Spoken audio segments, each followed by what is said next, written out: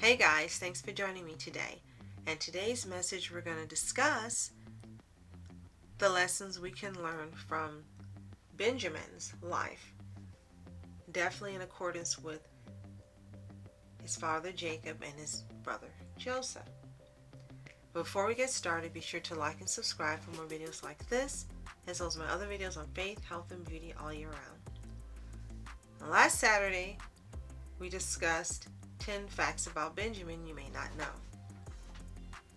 And in today's message, we're going to discuss the lesson we can learn from Benjamin's life. Very quickly, Benjamin and Joseph were the only sons of Jacob's wife, Rachel. And Benjamin was the youngest out of all 12 sons. As you know, Joseph was sold into slavery by his older brothers and ended up serving as Potiphar's right-hand man, being in control of all of Egypt. And the only person higher than Joseph was Pharaoh himself. When a famine took over the land, some of the older brothers went to Egypt to buy grain so that they could prevent the people in their land from starving. Jacob told them to go to Egypt to get food. And when Joseph saw them, he recognized them all, but he knows Benjamin wasn't with them. So he wanted them to bring Benjamin because he hadn't seen him and that was his baby brother. So he said, you need to bring your younger brother. Judah stood in his stead, pleading for Benjamin and his stead, and Benjamin was brought. So I'll read quickly from Genesis chapter 43, verses 26 through 30. And when Joseph came home, they brought him the present which was in their hand into the house, and bowed themselves to him to the earth. And he asked them of their welfare, and said, Is your father well? The old man of whom you spake, is he yet alive? And they answered, Thy servant our father is in good health. He is yet alive. And they bowed down their heads and made obeisance. And he lifted up his eyes and saw his brother Benjamin, his mother's son, and said, Is this your younger brother whom ye spake unto me? And he said, God be gracious unto thee, my son. And Joseph made haste, for his bowels did yearn upon his brother, and he sought where to weep. And he entered into his chamber and wept there. He was just so relieved that he was alive and well. Probably during the time he was in Egypt, he was wondering and hoping that they didn't do the same thing to Benjamin, who was the youngest, that they did to him, as Joseph was the second youngest. So the lesson we can learn from Benjamin's life is that all the time that he was growing up and his family thought Joseph was dead, Joseph was praying for him and being concerned for him and longing to see him and loving him. And also Jacob, their father, was very protective of him because he didn't want to lose him, since he was the only remaining son he had with his wife Rachel, who only had 2 sons.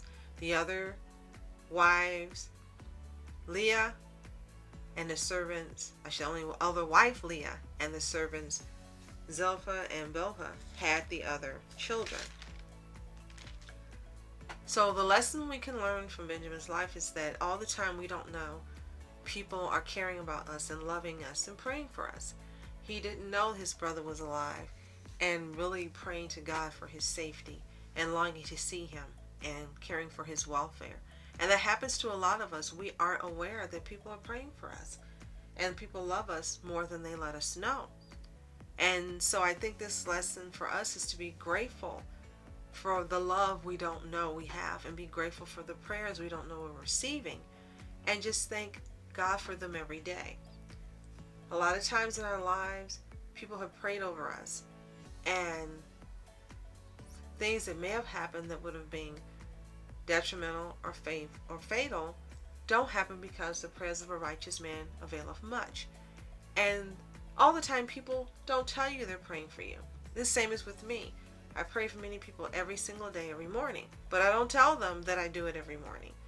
And I pray to God for their safety, for their happiness, their joy, their welfare, that they're healthy, wealthy, healthy, and whole. And I know that whatever we ask in his name, believing we receive, so I know and expect him to take care of them. And this is what Benjamin had over him. So like Benjamin, we don't know, but we should be grateful nevertheless for those prayers and love that we receive. And the second lesson, again, is Jacob, his father, was overly cautious because He valued his life so much and loved him so much because he was the only other son remaining that he knew of by his mother Rachel. And another lesson we can take from this is fathers who love their children and being grateful for fatherly love. Now, there are many out there who don't know the love of a father for whatever reason, due to death, divorce, the father abandons the family, whatever the case may be. But there are many, many good fathers out there, many, many loving fathers who don't get the praise and aplomb that they deserve. And Jacob is an example of that. And so for those of us who have loving fathers, earthly fathers, we should be grateful. And for those of us who don't have earthly fathers, either due to death, abandonment, and so forth, we should be grateful for those who do have them and for the examples those fathers give to us of what an earthly father should be. So those are the two great lessons we can learn from Benjamin. And if you read more in the Bible, you know he becomes great in the land. He gets a blessing from Jacob, and he has many, many blessings throughout his life, and he leaves a legacy that will carry on forever. But that's not what I want to get to in this message. It's just the two lessons we can learn from Benjamin's life. Has this been helpful for you? Do you have other lessons you can think of we can learn from Benjamin's life? Let me know in the comments below. And be sure to like and subscribe for more videos like this, as well as my other videos on faith, health, and beauty all year round. Thank you so much for joining me today. Join me for the next message on what we can learn from Jacob's choices. And I'm sure you probably know a few of these as well. Thank you so much for your support. I really appreciate you. Love you lots. Continue to be happy, healthy, and whole. See you next time.